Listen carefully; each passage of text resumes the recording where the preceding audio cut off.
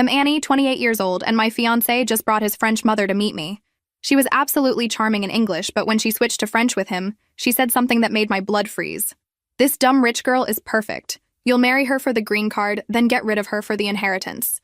They both laughed like it was the funniest joke in the world. They had no idea I understood every single word. Where are you watching from today? Drop your location in the comments below and hit that like and subscribe button if you've ever felt completely betrayed by someone you trusted.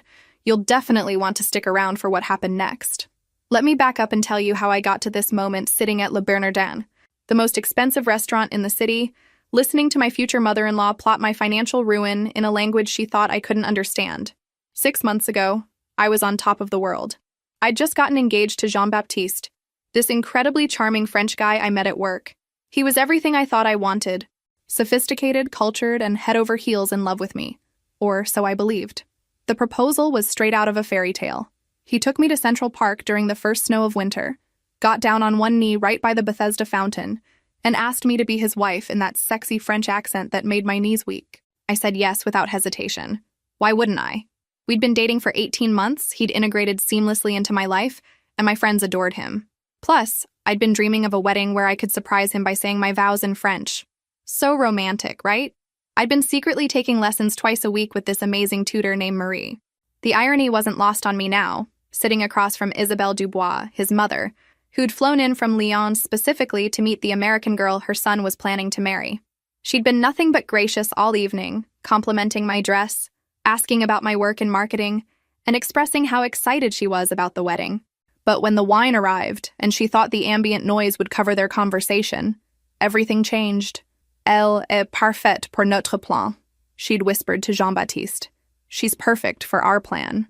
My fork stopped halfway to my mouth as I forced myself to keep chewing, to keep smiling, to keep playing the role of the clueless American girlfriend. Oui, maman. Elle ne soupçonne rien. Yes, mom. She suspects nothing. That's when she delivered the line that shattered my world. The one about the green card and the inheritance. Turns out, dear Jean-Baptiste had done his homework. He knew about the trust fund I'd inherited from my grandmother, the one that had made me financially comfortable at 28. He knew about my family's real estate investments, the portfolio I'd built through careful planning and smart decisions. What he didn't know was that I'd been preparing to surprise him with fluent French on our wedding day. 5 months of intensive lessons had given me more than basic conversational skills. I understood every calculated word they exchanged about their timeline, their strategy, their complete and utter contempt for the stupid American, who was about to hand them everything on a silver platter. The waiter approached to refill our wine glasses, and Isabelle seamlessly switched back to English, her voice warm and maternal. Annie, darling, I simply must tell you how perfectly you compliment Jean-Baptiste. You're exactly what he needs. If only she knew how right she was about to be. But what I did next changed everything. Growing up in Greenwich, Connecticut, I learned early that money doesn't buy you love, but it sure attracts a lot of interesting people. My parents died in a car accident when I was 22, leaving me with a substantial inheritance and a hard-learned lesson about who to trust. Apparently, I hadn't learned it well enough. Jean-Baptiste had appeared in my life at the perfect moment. I'd just ended a relationship with a guy who turned out to be more interested in my investment portfolio than my personality. I was gun-shy, cautious, and determined to find someone who wanted me for me, not my bank account. Enter JB, as he liked to be called, with his effortless charm and apparent disinterest in my financial situation. He worked in international consulting, made good money, and always insisted on splitting checks. He drove a modest sedan, lived in a decent but not luxurious apartment, and never once asked about my family's wealth. I was completely smitten. Here was this sophisticated European man who seemed genuinely interested in my thoughts, my dreams, my terrible jokes about spreadsheets. He'd moved to New York 3 years earlier for work, and his visa situation seemed stable. Never once did he mention needing help with immigration status. Our first date was at a small French cafe in Soho. Nothing fancy, nothing expensive. He ordered in French, translated the menu for me with patient humor, and told me stories about growing up in Lyon. His mother was a retired schoolteacher. His father had passed away when he was young, and he spoke about family with such genuine warmth that it made my heart ache for what I'd lost. Family is everything, he'd said that night, reaching across the table to squeeze my hand. Without them, we are just floating through life without anchor. I should have paid more attention to those words. Family was indeed everything to Jean-Baptiste, just not in the way I thought. The relationship progressed naturally. He met my friends. I met his colleague circle. We spent weekends exploring the city, cooking together in my kitchen, talking about books and travel and the future. He was patient with my trust issues, understanding about my occasional emotional walls, and incredibly supportive when I struggled with missing my parents. 3 months in, he mentioned that his mother was eager to meet me, but understood that international travel was expensive and complicated. Such a thoughtful son, making sure I didn't feel pressured to fly to France before I was ready. How considerate of him to be so understanding about money. By month 6, we were talking about moving in together. By month 12, marriage felt inevitable. When he proposed, I was ready to say yes before he finished asking the question. This was my person, my forever, my happily ever after. That's when I decided to surprise him with French lessons. I wanted to honor his heritage, show him how much his culture meant to me, prove that I was worthy of joining his family. The classes were challenging but exhilarating. Marie, my tutor, was impressed with my progress and enthusiasm. "You have natural ear for language," she'd tell me. "Your accent is quite good for American. Jean-Baptiste will be so surprised and pleased." I practiced conjugations while commuting to work, listened to French podcasts during lunch breaks, and watched French films with subtitles every weekend he was busy with work. I was so proud of my secret project, so excited for the moment when I'd reveal this romantic gesture. Planning the wedding had been a joy. We'd chosen a venue, selected a date 8 months out, and started the guest list. JB was so helpful with everything, particularly interested in the financial details. Which vendors required deposits, what the cancellation policies looked like, how the payments would be structured. "I want to contribute equally," he'd insisted. "This is our day, not just yours." Such a gentleman, so concerned with fairness and partnership. I was touched by his determination to pay half, even when I assured him my trust fund could easily cover the expenses. He'd seemed almost uncomfortable discussing my family's wealth, changing the subject whenever I brought up my inheritance or investment returns. Red flag number 1, though I didn't see it then. A man who's genuinely in love doesn't get uncomfortable when his fiancée mentions financial security. But I was too busy being grateful for his apparent lack of gold digger tendencies to question why he seemed so awkward about money conversations. Red flag number 2 came when he started asking detailed questions about my estate planning. Did I have a will? What happened to inherited assets after marriage? How did joint property work in New York? All perfectly reasonable questions for an engaged couple, right? I was so naive, so trusting, so completely unprepared for what was coming. That was my first mistake. The engagement period flew by in a whirlwind of cake tastings, dress fittings, and vendor meetings. Jean-Baptiste was the perfect fiancé, involved in every decision and endlessly supportive of my vision for our special day. He particularly loved hearing about the financial aspects, nodding thoughtfully when I explained how my grandmother's trust fund was structured and what it meant for our future security. "Your grandmère sounds like a remarkable woman," he'd say, stroking my hand, "to leave such legacy for her family. You must miss her very much." I did miss grandmère terribly. She'd been my anchor after my parents died, the one who taught me about financial responsibility and the importance of protecting what previous generations had built. Her trust fund wasn't just money, it was security, independence, and the freedom to make choices based on love rather than necessity. JB seemed to understand this on a deep level. He'd ask thoughtful questions about grandmère's life, her values, her hopes for the family legacy. Sometimes his curiosity felt almost academic, like he was studying for an exam, but I chalked it up to his genuine interest in becoming part of my family history. Meanwhile, my French lessons were progressing beautifully. Marie had moved me from basic conversational phrases to more complex grammar and cultural nuances. We practiced restaurant interactions, family conversations, and formal speech patterns that would impress his relatives at the wedding. "Your pronunciation of Lyon regional dialect is particularly good," Marie had mentioned during one lesson. "This will surprise Jean-Baptiste's family very much. They will be so proud to welcome you." I was counting down the days until I could reveal my surprise. Wedding planning had brought us closer than ever, and I felt like the luckiest woman in the world to have found someone who appreciated both my ambition and my vulnerability. Then his mother announced her visit. "Maman finally has time to travel," JB told me over dinner at our favorite Italian place. "She's so excited to meet you properly, to see where we'll live after marriage, to understand American customs." I was nervous but thrilled. Meeting the mother was a huge step, and I wanted everything to be perfect. We planned an elaborate weekend itinerary: dinner at Le Bernardin, brunch in the West Village, a walking tour of Central Park, shopping on Fifth Avenue. I wanted to show Isabel that her son had chosen well, that I was worthy of joining their family. JB handled all the restaurant reservations, insisting he knew his mother's preferences better than I did. She appreciates fine dining but doesn't like too much fuss, he explained. Sophisticated but comfortable, you understand. The morning of her arrival, I spent hours getting ready. Hair professionally styled, makeup perfectly applied, wearing my most elegant dress with the sapphire earrings Grand-mère had left me. I wanted to make the right impression, to show respect for his family and culture. Isabelle Dubois turned out to be exactly as charming as JB had described. Petite and elegant with silver hair styled in a classic French twist, and eyes that missed nothing. Her English was excellent, spoken with just enough accent to be endearing rather than difficult to understand. "Annie, ma chérie," she'd said, embracing me warmly at the airport. "You are even more beautiful than Jean-Baptiste described. I can see why he is so completely smitten." She complimented everything. My apartment, my decorating taste, my choice of wine for our pre-dinner drinks. She asked intelligent questions about my work, my education, my family background. The conversation flowed naturally, and I found myself relaxing into what felt like a genuine connection. During our taxi ride to Le Bernardin, she held my hand and told me how happy she was to welcome me into their family. "Jean-Baptiste has always been particular about women," she confided. "I was beginning to worry he would never find someone worthy of his heart. But you, ma petite, you are perfect for him." Little did I know how literally she meant those words. The restaurant was everything I'd hoped. Elegant, romantic, with soft lighting and impeccable service.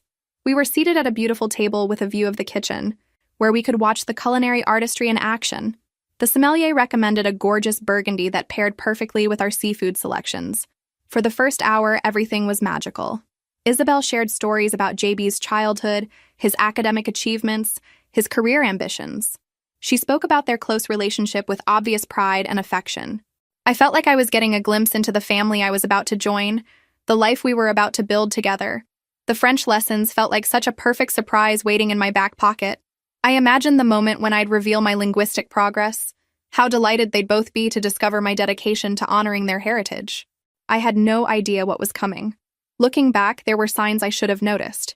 Little inconsistencies in Jean-Baptiste's stories that I dismissed as cultural differences or simple misunderstandings.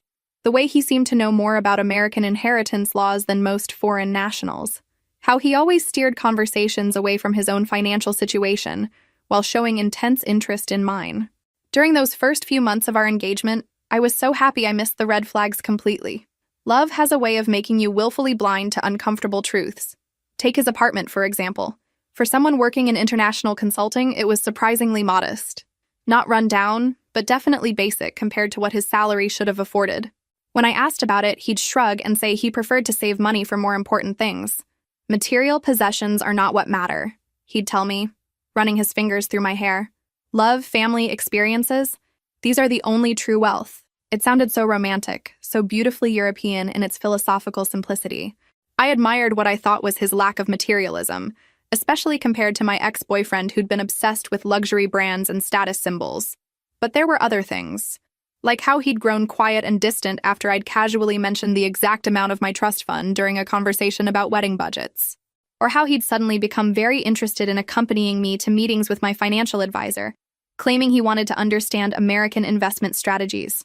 "In France, we handle money differently," he'd explained when I questioned his sudden fascination with my portfolio. "I want to learn your systems so I can be a helpful partner." He also started asking strange questions about my family history. Not sentimental questions about my parents or grandparents as people, but specific inquiries about estate planning and inheritance structures. When did I inherit? How was the trust structured? What would happen to the assets if something happened to me? "These are important things for married couples to discuss," he'd reasoned when I expressed confusion about his line of questioning. "In France, we are very practical about financial planning." I bought it completely. After all, he was right that engaged couples should be transparent about finances. I appreciated what seemed like his responsible approach to our future together. Then, there was his reluctance to introduce me to other French people in New York. The city has a sizable French expatriate community, but JB claimed he preferred to keep his professional and personal lives separate. When I suggested we attend a French cultural event or visit the French consulate's public programs, he always had reasons why it wasn't a good idea. "These people are very gossipy," he'd explain. "Too much drama, too many questions. I prefer our privacy." Another thing that should have bothered me. His visa status remained mysteriously vague. Whenever I asked about the details, he'd give complicated explanations about consulting work and international agreements that made my eyes glaze over. I trusted him to handle his own immigration issues, figuring it wasn't my business unless he made it my business. The biggest red flag came 3 weeks before his mother's visit. I'd been looking through his jacket pocket for his phone charger when I found a business card for an immigration attorney. Not unusual for someone on a work visa, right? But when I asked him about it later, he seemed genuinely surprised that I'd found it. "Oh, that," he'd said, recovering quickly. "Just some questions about permanent residency options. Nothing urgent, just planning ahead." He'd kissed my forehead and changed the subject so smoothly that I let it drop. Planning ahead was responsible. I had no reason to be suspicious of a man who was clearly thinking about our long-term future together. Even Marie, my French tutor, had made an offhand comment that stuck with me. During one of our lessons, she'd mentioned that my accent was developing some interesting characteristics. "You are learning very proper French," she'd observed, "but also some colloquialisms that are quite specific to certain regions. Where did you pick these up?" When I told her they came from conversations with Jean-Baptiste, she'd looked thoughtful. "Interesting. Some of these phrases are more common in Paris than Lyon. Perhaps he spent time there for school or work." At the time, I'd just assumed JB had lived in different parts of France throughout his life. It didn't occur to me to question why his linguistic patterns didn't match his supposed hometown. All of these little inconsistencies were swimming around in the back of my mind as we sat in Le Bernardin with his mother. I was so focused on making a good impression that I pushed down any lingering doubts about the man I was planning to marry. The signs were all there. The conversation at Le Bernardin had been flowing beautifully until the moment everything changed. Isabelle had been charming, asking about my work with genuine interest and sharing delightful stories about Jean-Baptiste's childhood. The wine was perfect, the food exceptional, and I felt like I was finally being welcomed into the family I'd been dreaming of joining. That's when their French conversation started. It began innocuously enough. The waiter had just brought our entrees, and there was a natural lull in conversation as we admired the beautiful presentations. Isabelle leaned toward JB and made what sounded like a casual comment about the food. But as their whispered exchange continued, my blood gradually turned cold. "Tu es sûre qu'elle ne comprend pas? Are you sure she doesn't understand?" "Absolument. Elle ne parle que l'anglais. Typiquement américaine." "Absolutely. She only speaks English. Typically American." I kept my expression neutral, continuing to cut my salmon as if I were completely oblivious to their conversation. 5 months of intensive French lessons had prepared me for exactly this moment, though not in the way I'd originally intended. "Le testament est-il en ordre? Is the will in order?" "Pas encore, mais ça viendra après le mariage. Elle me fait entièrement confiance." "Not yet, but that will come after the marriage. She trusts me completely." The fork trembled slightly in my hand, but I forced myself to take another bite, to nod and smile when they looked in my direction. Inside, my heart was racing and my mind was spinning, trying to process what I was hearing. "Et l'héritage de la grand-mère? And the grandmother's inheritance? Plus de 2 millions, plus les propriétés. Elle ne se doute de rien. More than 2 millions, plus the properties. She doesn't suspect anything." Isabelle's laugh was soft and musical, the same laugh that had charmed me all evening. "Mon fils intelligent, tu as bien choisi ta cible. My clever son, you chose your target well." I managed to swallow the bite of food that had turned to ash in my mouth. Target. They'd called me a target. "Combien de temps après le mariage?" "How long after the marriage?" "6 mois, peut-être 1 an. Il faut que ce soit crédible.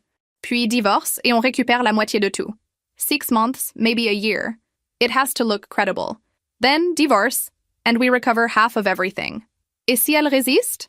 And if she resists? JB's response made my skin crawl. "Elle ne résistera pas. Elle est trop neuve, trop amoureuse.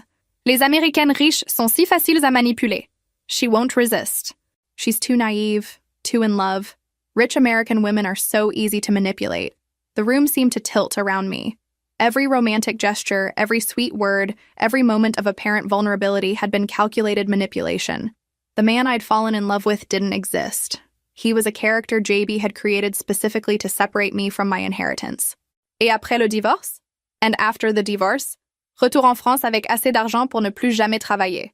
Mission accomplie. Back to France with enough money to never work again. Mission accomplished." They continued talking, discussing timeline details and strategic considerations with the casual efficiency of people who'd done this before. My hands remained steady as I continued eating, nodding along when they switched back to English to include me in innocuous conversation about the restaurant's decor.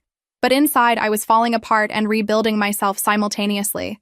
The naive, trusting woman who'd walked into this restaurant was dying, replaced by someone harder, smarter, and infinitely more dangerous than Jean-Baptiste had calculated. "Annie, ma chérie, you are so quiet," Isabel observed, switching back to English with maternal concern. "Is everything all right?" I looked up with my brightest smile, just savoring every moment. "This evening has been absolutely perfect." JB reached across the table to squeeze my hand. "She's just overwhelmed meeting you, Mama. She's been so nervous about making a good impression." "Well, she certainly has," Isabel beamed. "I can see why you fell so completely in love." The irony was suffocating.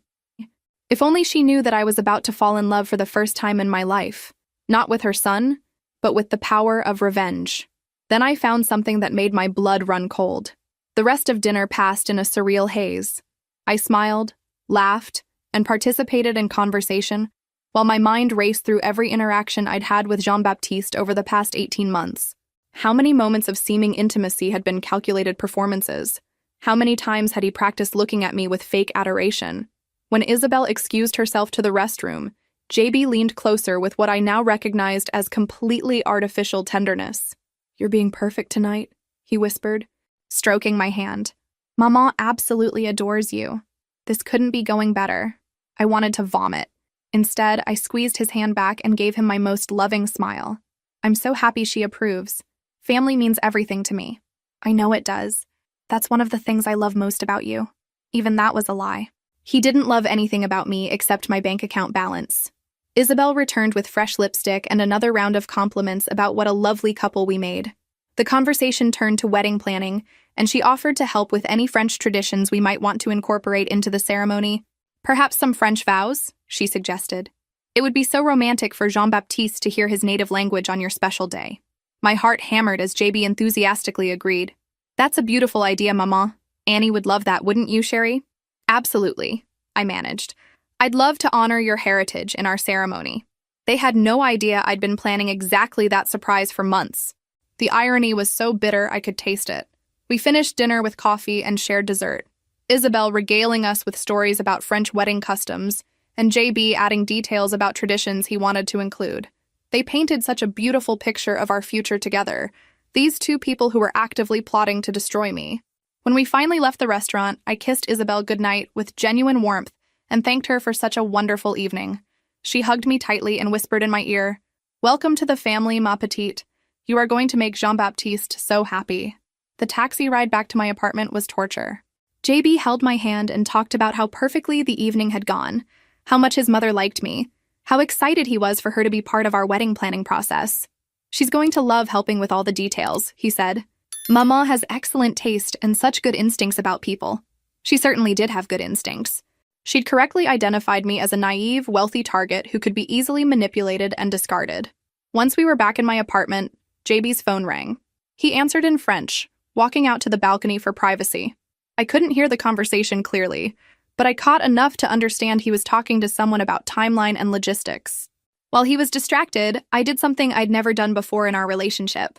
I went through his jacket pockets. What I found confirmed my worst fears and gave me information I hadn't expected. The immigration lawyer's business card was still there, but underneath it was a receipt from a private investigator.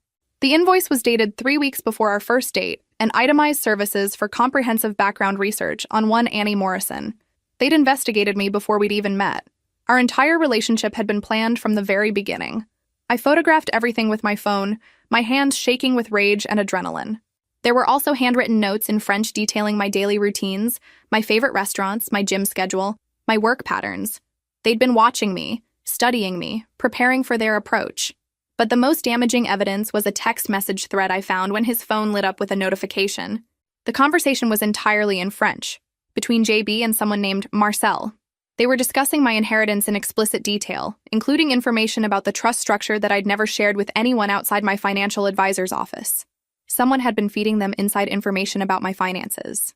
The conversation included references to photos, and when I scrolled through JB's photo gallery, I found pictures of documents I'd never seen before. Bank statements, investment reports, legal papers.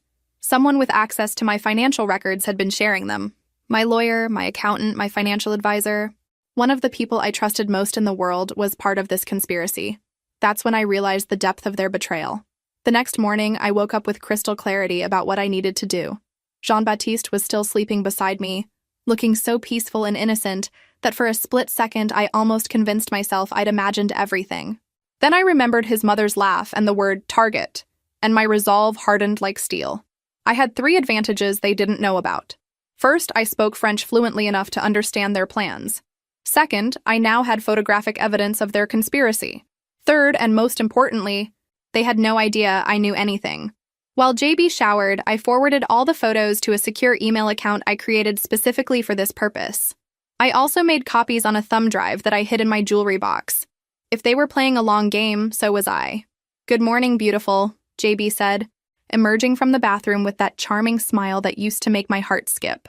Now it just made my skin crawl. "Good morning, handsome. Sleep well?" "Like a baby. Yesterday was perfect. Maman is absolutely smitten with you." I bet she was. Her son had found the perfect mark. "I've been thinking about the wedding," I said, pouring him coffee. "Maybe we should move the timeline up. Why wait 8 months when we could do something sooner?"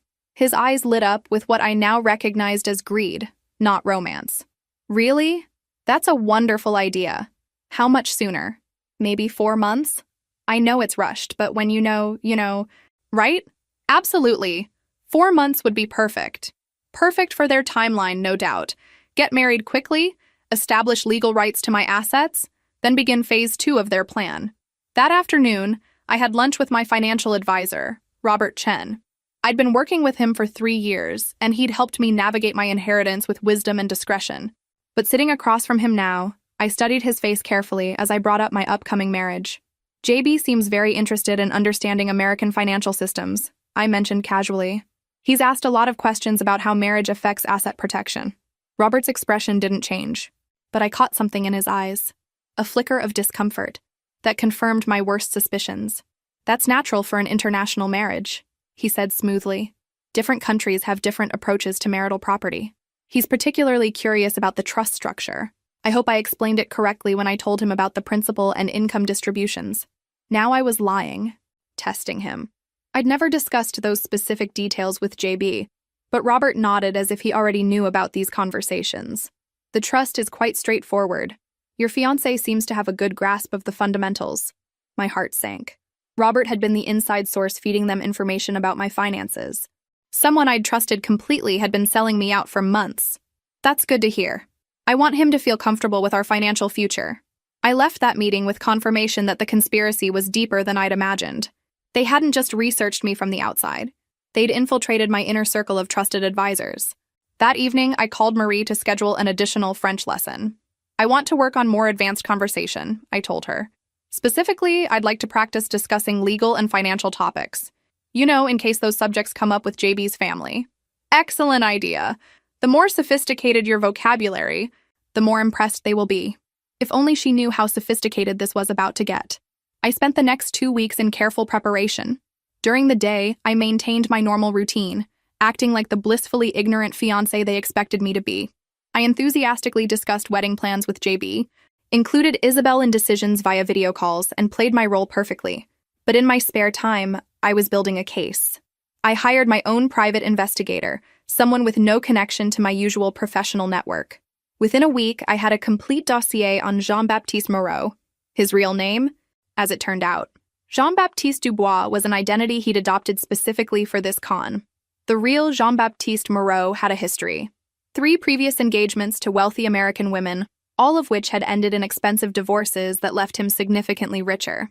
He wasn't even French by birth. He was from Quebec, which explained the linguistic inconsistencies Marie had noticed. Isabel wasn't his mother. She was his partner in crime, an actress named Isabelle Tremblay, who specialized in long-term confidence schemes targeting wealthy individuals. They were professionals, and I was their latest job. But they'd made one crucial mistake. They'd underestimated me. What do you think will happen next? Drop your predictions in the comments below and hit that subscribe button if you're ready to see how this story unfolds. Armed with the truth about Jean-Baptiste's identity, I began planning my counterattack with the methodical precision of a chess master. Every move had to be calculated, every reaction anticipated. They thought they were playing a naive American girl, but they were about to discover they'd chosen the wrong target. First, I needed to protect my assets without alerting them to my knowledge of their plan. I scheduled a meeting with a new financial advisor, someone Robert Chen had never heard of. Under the guise of getting a second opinion for wedding planning, I quietly began restructuring my accounts to limit any potential damage from a future divorce. I want to ensure my grandmother's legacy is protected, I told my new advisor, Sarah Martinez.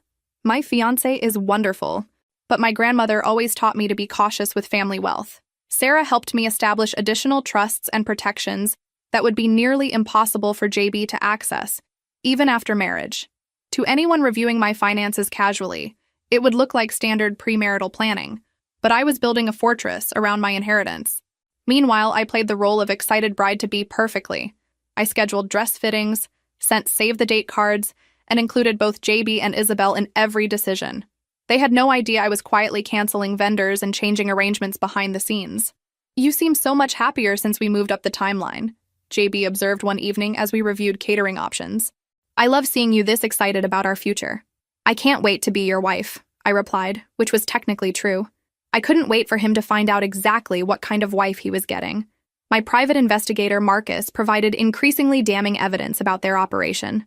They'd been running this scheme for 5 years, targeting wealthy single women through carefully orchestrated chance meetings. JB would get hired by companies where their research showed he'd have access to high-net-worth individuals. Our meeting hadn't been coincidence. He'd specifically requested assignment to the project where I was the client liaison. "There's more," Marcus told me during one of our discreet meetings. "Robert Chen isn't just providing information. He's actively helping them structure the financial strategy for maximum extraction. He gets 15% of whatever they steal." The betrayal cut deep, but it also clarified my path forward. I wasn't just going to expose Jean-Baptiste's fraud. I was going to destroy their entire operation. I began documenting everything with obsessive detail. Every conversation, every shared document, every financial discussion was recorded or photographed. I installed hidden cameras in my apartment and audio recording devices that could capture their French conversations when they thought I wasn't listening. The evidence I gathered was staggering. They discussed specific amounts they planned to extract, timeline for initiating divorce proceedings, and strategies for manipulating me emotionally during the separation process. They'd even researched my psychological profile to identify my vulnerabilities. "Elle a des problèmes d'abandon depuis la mort de ses parents," I heard Isabelle tell JB during one of their phone calls. "Utilise ça si elle devient difficile." She has abandonment issues since her parents' death. Use that if she becomes difficult. They were planning to weaponize my grief against me. But the most revealing conversation came when they thought I was at work late one evening. I'd actually come home early and heard them talking in my living room through the recording device I'd placed there. "La phase 2 commence quand? When does phase 2 begin?" 3 mois après le mariage.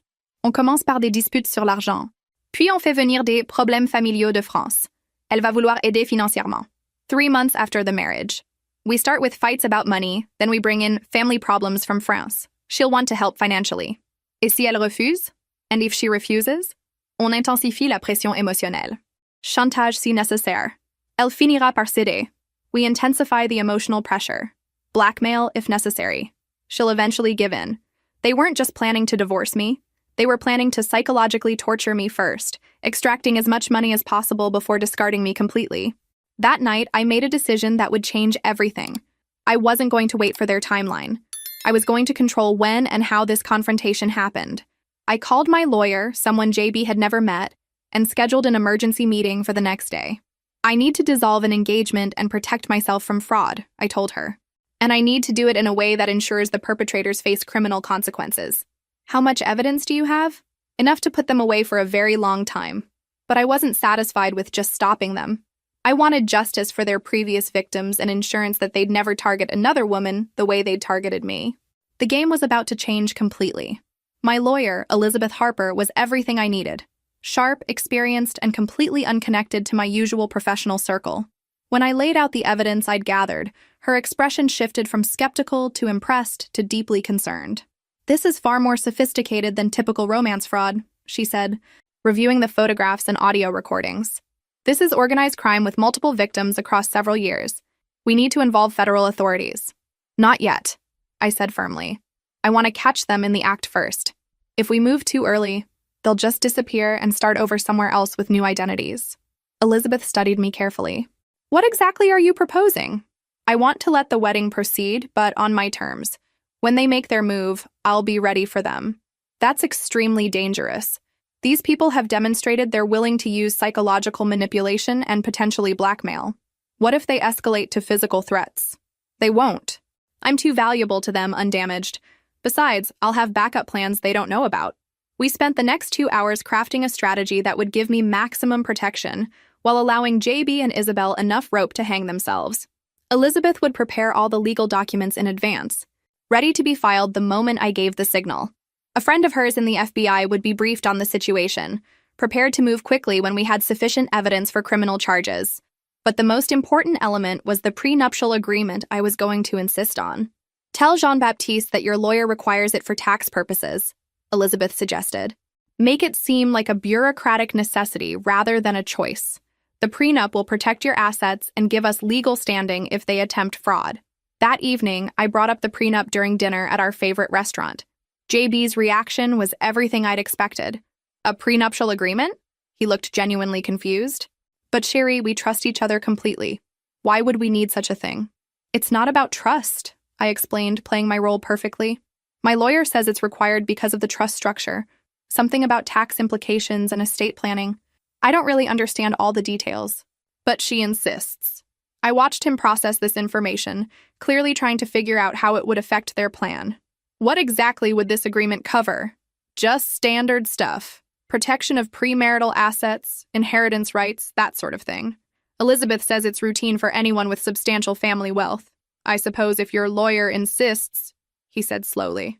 I just don't want anything to suggest we don't trust each other. Of course not. It's purely technical. In fact, having everything clearly defined will make things simpler for us. He agreed, but I could see the wheels turning in his head. That night, I heard him on the phone with Isabel, speaking in rapid French about the unexpected complication. Ça change les plans? Does this change the plans? Pas nécessairement. On adapte la stratégie. Il faut voir les détails du contrat. Not necessarily. We adapt the strategy. We need to see the contract details. They were already planning how to work around the prenup, which would provide additional evidence of their fraudulent intent. Over the next few weeks, I maintained my enthusiastic bride persona, while secretly orchestrating every detail of their downfall. The prenup negotiations gave Elizabeth opportunities to document their attempts to modify terms in ways that would benefit their scheme. Meanwhile, my French lessons with Marie took on new purpose. I practiced legal terminology and formal speech patterns, preparing for the moment when I would reveal my linguistic abilities in the most devastating way possible. Your pronunciation has become quite sophisticated, Marie observed during one lesson. You sound almost native in some phrases. Jean-Baptiste will be amazed. He certainly would be.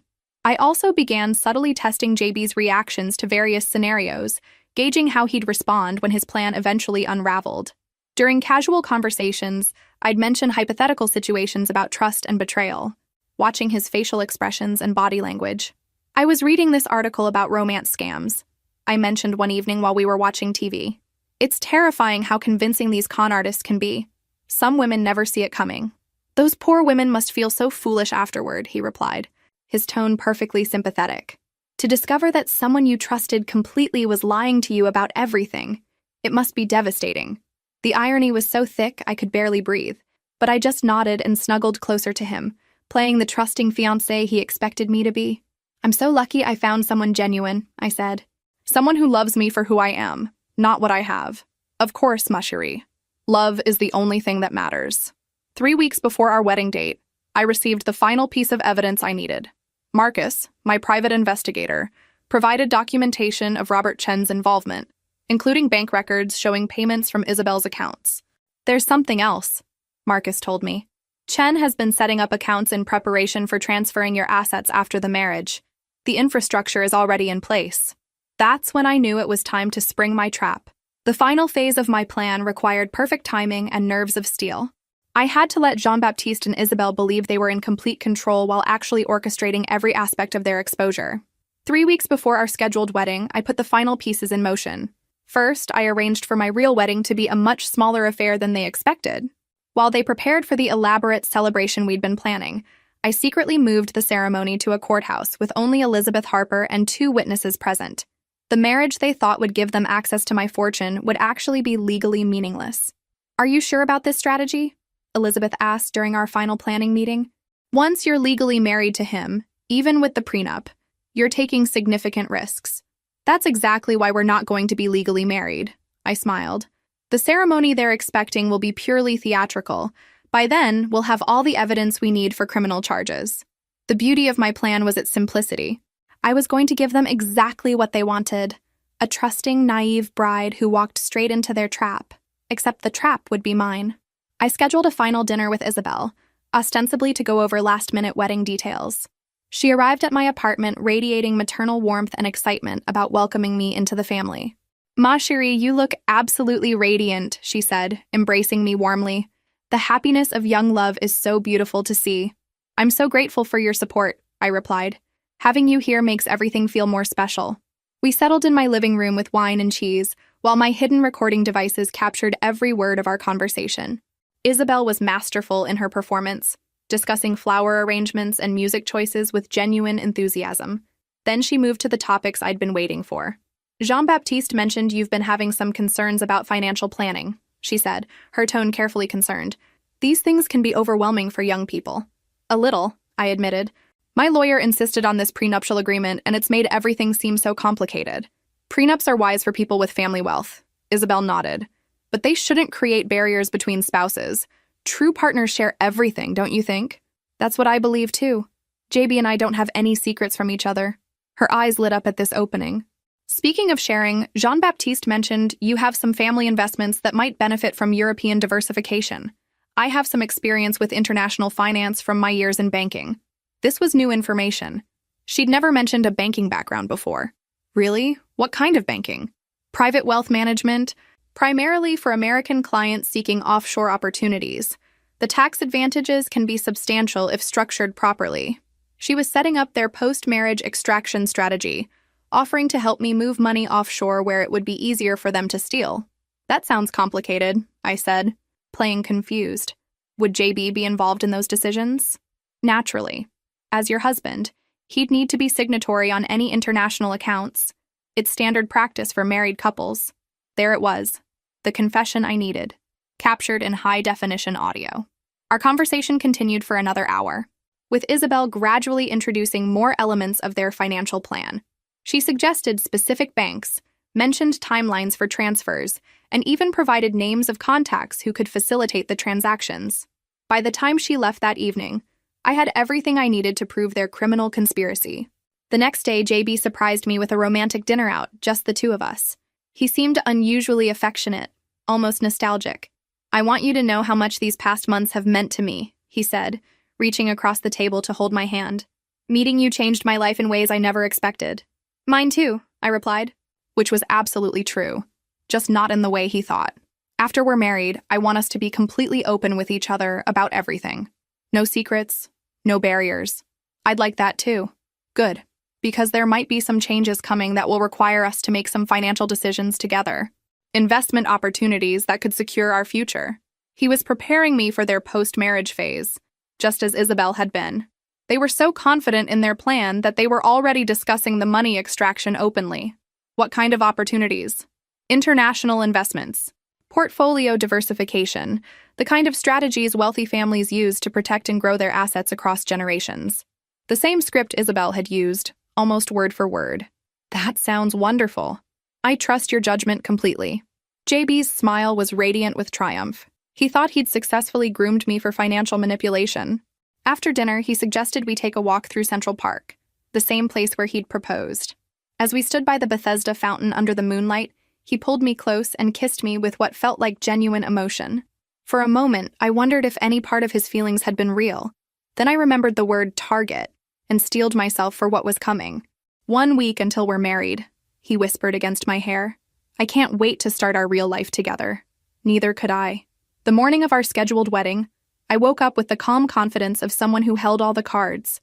Jean-Baptiste was already up, pacing nervously around my apartment in his tuxedo. "You seem anxious," I observed, enjoying my coffee while watching him fidget. "Just normal wedding nerves," he replied, but I could see sweat beading on his forehead. "Big day, you know?" "The biggest?" I agreed. He had no idea how big. Isabel arrived an hour before we were supposed to leave for the venue. looking elegant in navy blue silk and carrying a small gift box. "For my new daughter," she said, presenting me with a delicate gold bracelet. It belonged to Jean-Baptiste's grandmother. "I want you to have it for your special day." I accepted the bracelet graciously, knowing it was probably stolen from one of their previous victims. Everything about these people was a lie, including their sentimental gestures. "It's beautiful. Thank you for welcoming me into the family. Ma chérie, you are the daughter I never had." The irony was suffocating. As we prepared to leave for the ceremony, I made my final preparations. The recording device in my bouquet was activated. The photographers I'd hired were actually FBI agents. The minister performing the ceremony was Elizabeth Harper in disguise. But Jean-Baptiste and Isabelle had no idea they were walking into an elaborate sting operation. The venue looked exactly as they expected: elegant, expensive, and perfectly arranged for their triumphant moment. About 30 guests were scattered throughout the space, most of them law enforcement officers posing as friends and family. As I walked down the aisle toward JB, I saw him smile with what looked like genuine happiness. For a split second, I almost felt sorry for him. Then I remembered the voice recordings of him laughing about manipulating stupid American women. The ceremony proceeded beautifully. Elizabeth performed her role as minister flawlessly, and JB delivered his vows with apparent sincerity. "Annie, you are my heart, my future, my everything," he said, his voice thick with emotion. "I promise to love, honor, and protect you for all the days of my life." Then it was my turn. I took a deep breath and began speaking in perfect, fluent French. "Jean-Baptiste, ou devrais-je dire Jean-Baptiste Moreau, j'ai quelque chose à te dire. Jean-Baptiste, or should I say Jean-Baptiste Moreau, I have something to tell you." The color drained from his face instantly. Isabelle gasped audibly from the front row. "J'ai découvert votre plan il y a des semaines. Je sais tout sur vos combines, vos victimes précédentes, et votre intention de me voler mon héritage. I discovered your plan weeks ago. I know everything about your schemes, your previous victims, and your intention to steal my inheritance." JB tried to speak, but I continued relentlessly. "J'ai enregistré toutes vos conversations. J'ai des preuves de votre fraude documentaire, de vos fausses identités, et de la complicité de mon conseiller financier. I've recorded all your conversations. I have evidence of your document fraud, your false identities, and my financial advisor's complicity." Isabelle started to stand up, but found her way blocked by two very large men in suits. "Cette cérémonie n'est pas légale," I continued, "et vous êtes tous les deux en état d'arrestation pour fraude, conspiration, et extorsion. This ceremony isn't legal, and you're both under arrest for fraud, conspiracy, and extortion." That's when the FBI agents revealed themselves, and the elegant wedding reception became a crime scene. JB finally found his voice. "Annie, please, let me explain." I cut him off with a smile that felt like justice incarnate. "Oh, darling," I said, switching back to English for the benefit of our audience. "I think you've explained quite enough. In fact, you've explained everything beautifully." The recording equipment picked up every word. The FBI agents moved in, reading them their rights while confused wedding guests whispered among themselves. Isabelle shot me a look of pure venom as the handcuffs clicked into place. "You little—" "Careful," I interrupted. "Everything you say now can and will be used against you in court. Though honestly, we already have more than enough evidence to put you both away for a very long time." As they were led away, JB turned back to me one last time. "How long have you known?" I straightened my shoulders and lifted my chin, feeling more powerful than I ever had in my life. "Since the moment your mother called me a target in French at Le Bernardin. You should have done your research more carefully. I've been taking French lessons for 5 months. His face crumpled in defeat as the full scope of his miscalculation hit him. "Bon voyage, Jean-Baptiste. I bet immigration will be very interested to meet you." 6 months later, I sat in a federal courthouse watching Jean-Baptiste Moreau and Isabelle Tremblay receive their sentences. 15 years for him, 12 for her, plus restitution to their previous victims totaling over $3 million. Robert Chen had flipped early in the investigation, providing evidence about other financial advisors involved in similar schemes in exchange for a reduced sentence. His cooperation helped the FBI identify and arrest an entire network of romance fraud specialists targeting wealthy women across the country. "How does it feel?" Elizabeth Harper asked as we left the courthouse together. "Like justice," I replied, though honestly, I'm more proud of what we accomplished for their other victims. The investigation had identified 7 other women who'd been defrauded by JB and Isabelle over the past 5 years. With the evidence I'd gathered, authorities were able to recover significant assets and provide compensation through the criminal restitution process. 3 of those women had reached out to me personally, expressing gratitude for finally getting validation and closure. One of them, Margaret, had been so devastated by the experience that she'd become reclusive and mistrustful of everyone. Learning that she wasn't the only victim and that her instincts about something being wrong had been correct helped her begin healing. "I thought I was going crazy," she told me during one of our coffee meetings. "Everyone kept telling me I was being paranoid, that I should be grateful someone loved me. But you proved that our instincts were right." That conversation meant more to me than any personal satisfaction from seeing JB and Isabel imprisoned. My life had changed completely in the months since the fake wedding. I'd left my marketing job and started a nonprofit organization focused on educating people about romance fraud and providing support for victims. The work was challenging but deeply fulfilling in ways my corporate career had never been. I'd also begun speaking at financial advisor conferences about the warning signs of client manipulation and the importance of ethical oversight. The scandal involving Robert Chen had prompted industry-wide discussions about protecting vulnerable clients from internal threats. "You've become something of a legend," Sarah Martinez, my new financial advisor, had told me. "I've heard your story referenced in compliance training across the industry." Personally, I was still rebuilding my ability to trust people. The betrayal by Robert Chen, someone I'd considered almost family, had been as devastating as JB's deception. But therapy was helping me understand the difference between healthy caution and paranoid isolation. I'd started dating again, slowly and carefully. Nothing serious yet, but I was learning to enjoy companionship without immediately wondering about ulterior motives. The experience with JB had made me wiser about red flags, but it hadn't destroyed my capacity for hope. Marie, my French tutor, had become a close friend. When I told her the full story of how her lessons had saved me from fraud, she'd been shocked and proud. "Your dedication to learning was remarkable," she'd said. "But your courage in using that knowledge to protect yourself and others, that was extraordinary." The media attention from the case had been intense, but ultimately positive. Several journalists had written thoughtful pieces about the sophistication of modern romance fraud and the importance of financial literacy for protection. My story had prompted legislative discussions about stronger penalties for organized fraud schemes. But the most meaningful outcome was personal transformation. The naive, trusting woman who'd walked into Le Bernardin that night was gone, replaced by someone stronger, smarter, and more purposeful. Standing in my apartment now, looking out at the city skyline, I reflected on how completely my life had changed. The view was the same, but everything else was different. I was different. My phone buzzed with a text from Margaret, one of JB's previous victims who'd become a close friend. "Dinner tomorrow to celebrate the sentencing? My treat this time." I smiled and typed back, "Absolutely. And this time, I'll pick the restaurant." Some people might think revenge is a dish best served cold, but I'd learned it's actually best served with justice, healing for all victims, and the satisfaction of knowing you've prevented future harm. The girl who'd fallen for a French accent and romantic gestures was gone. In her place was a woman who understood that real love doesn't require you to be naive, that trust should be earned gradually, and that the most attractive quality in a partner isn't charm, it's integrity. I'd learned to listen not just to what people say, but to what they reveal when they think no one is paying attention. I'd discovered that sometimes the greatest gift you can give yourself is the willingness to walk away from anything that doesn't honor your worth. Most importantly, I'd learned that being deceived doesn't make you weak or foolish. It makes you human. What matters is how you respond when you discover the truth. If this story resonated with you, make sure to like and subscribe for more real-life stories of overcoming betrayal and finding strength. And remember, trust your instincts, protect your assets, and never be afraid to verify what people tell you about themselves. Your intuition is often right, even when everyone else tells you you're being paranoid. Sometimes the most romantic thing you can do is hire a private investigator.